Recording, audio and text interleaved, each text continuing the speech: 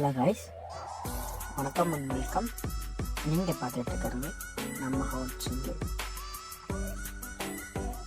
இன்றைக்கி நம்ம யாரை பற்றி பார்க்க போனோம் அப்படின்னா, தமிழ் சினிமாவில் முன்னணி கதாநாயகியாக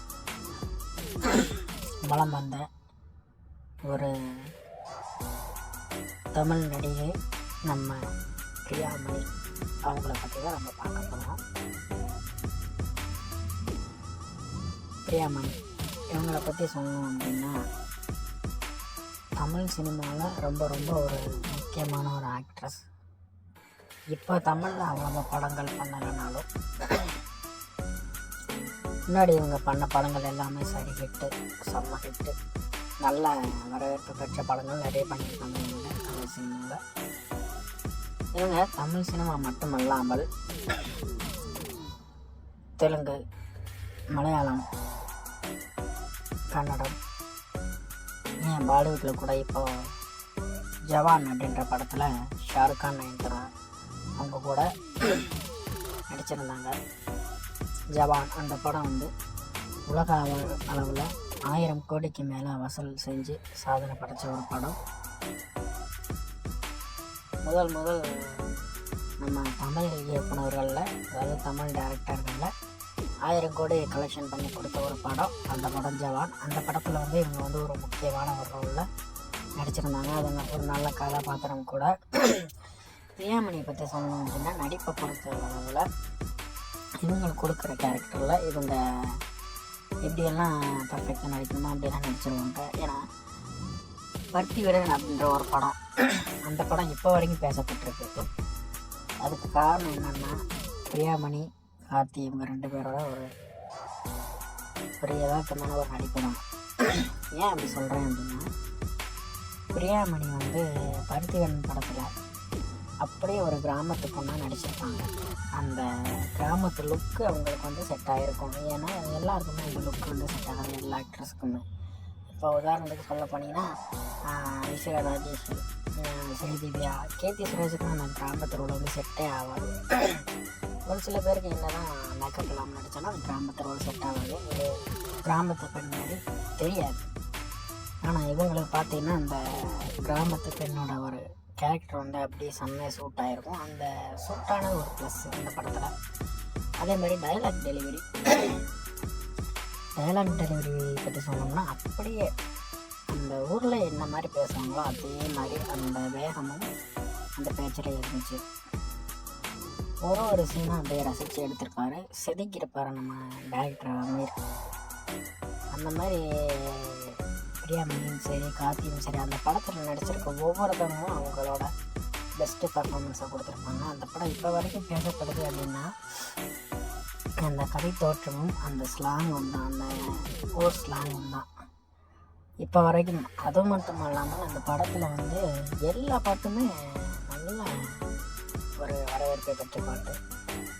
பருத்தி வீரன் அப்படின்ற படம் வந்து திரையரங்குகளில் நல்ல ஒரு வசூல் பண்ண ஒரு படம்.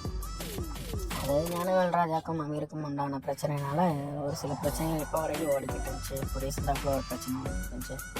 இருந்தாலும் அப்போ வந்து வசூல் சாதனை படைத்த வர படங்களில் பருத்தி வீரனும் ஒன்று. ஏன்னா நிறைய திரையரங்குகளில் நிறைய நாள் ஓடி சாதனை படைத்த படமும் பருத்தி வீரனுக்கும் உண்டு.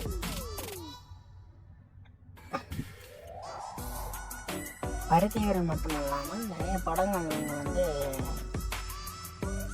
தமிழ்நாட்டில் நிறைய, ஏற்கனவே சொன்ன மாதிரி தமிழ், மலையாளம், தெலுங்கு, கன்னடம், அப்புறம் ஹிந்தி, எல்லா லாங்குவேஜ்லேயும் நடிச்சிருக்காங்க.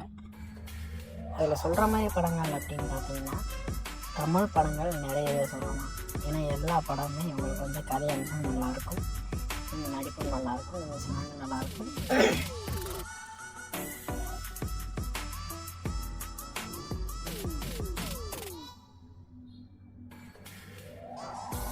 அப்புறம் தோட்டான்னு ஒரு படம் வந்துச்சு. தோட்டாவும் இவங்க வந்து தோட்டாவில் இவங்களுக்கு வந்து ஒரு பெரிய ரோல் இல்லை அப்படின்னாலும் இவங்களோட ஒரு போர்ஷன் வந்து இவங்க நல்லா கம்ப்ளீட் பண்ணியிருந்தாங்க. அதுக்கப்புறம் மலைக்கோட்டையில் வந்து பார்த்திங்கன்னா வாய்ஸ் இவங்களோட இல்லைனாலும் ஆனால் நல்லா பண்ணியிருந்தாங்க. இவங்களோட ஆக்டிங்க்கு ஒரு நல்ல வரவேற்பு. ஏன்னா வந்துட்டு அந்த கதை வந்து இவங்களை சுற்றி தான் அந்த படத்தில் வந்து நடக்கும். இவங்க வந்து சான்ஸ் பார்க்குறத விட அவங்களோட அந்த நடிப்பை, அதாவது ஒரு படத்துக்கு சான்ஸ் கிடைக்கிது அப்படின்ற பார்க்குறத விட கதைக்கு வந்து ரொம்ப இம்பார்ட்டன்ட் கொடுக்குறாங்கன்னு நான் நினைக்கிறேன். ஏன்னா அவங்க நடித்த படங்கள் எல்லாமே அப்படி தான் இருக்குது. சார்லதான ஒரு படம் வந்துச்சு, தெலுங்கு படம்.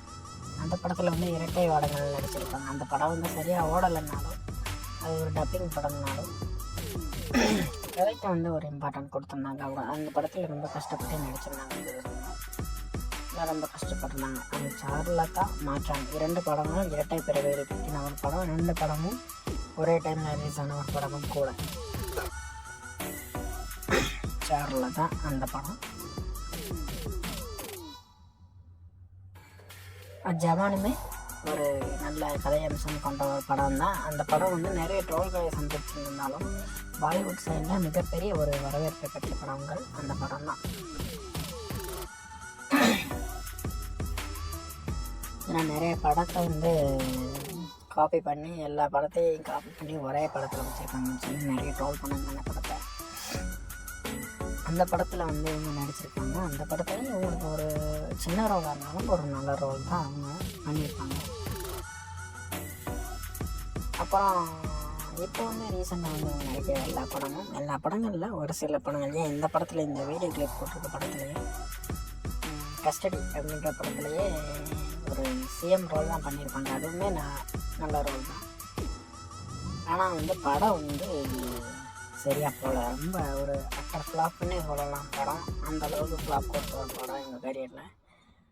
இருந்தாலும் பிரியாமணிக்குன்னே இன்னும் இந்தியாவில் ஒரு தனி ரசிகர் பட்டாளமே வச்சுருக்காங்க. அவங்க இன்னும் அந்த ரசிகர் பட்டாளத்தை அவங்க தக்க வச்சுருக்காங்கன்னா அவங்க தேர்ந்தெடுக்கிற கதைக்களமும் அவங்க இன்னும் நடிச்சுட்டு வந்துட்டு அந்த படமும் தான். கொஞ்சம் ஏஜ் ஆனாலும் இன்னும் அந்த தோற்றம் வந்து கொஞ்சம் கூட மாறவில்லை பிரியாமணி அவர்களுக்கு. ஸோ இன்னும் அவங்க நிறைய நல்ல படங்கள் கொடுக்கணும்னு நான் நினைக்கிறேன். இதேமாதிரி தொடர்ந்து வீடியோ பார்க்கணுன்னு நம்ம சேனல் லைக் பண்ணுங்கள், ஷேர் பண்ணுங்கள், சப்ஸ்கிரைப் பண்ணுங்கள், மறக்காமல் கமெண்ட் பண்ணுங்கள். ஒரு கமெண்ட்டுக்கும் நம்ம வந்து எடிட் வரும். என்ன கொஞ்சம் லேட்டாகும், ஏன்னா ஒரு கமெண்ட்டுக்கு எடிட் பண்ணுறதுனால கொஞ்சம் லேட்டாகும். ஸோ அட்ஜஸ்ட் பண்ணிக்கோங்க. இந்த வீடியோ உங்களுக்காக இதை பார்த்து என்ஜாய் பண்ணுங்கள். மீண்டும் அடுத்த வீடியோவுடன் உங்களை சந்திக்கிறேன். நன்றி, வணக்கம்.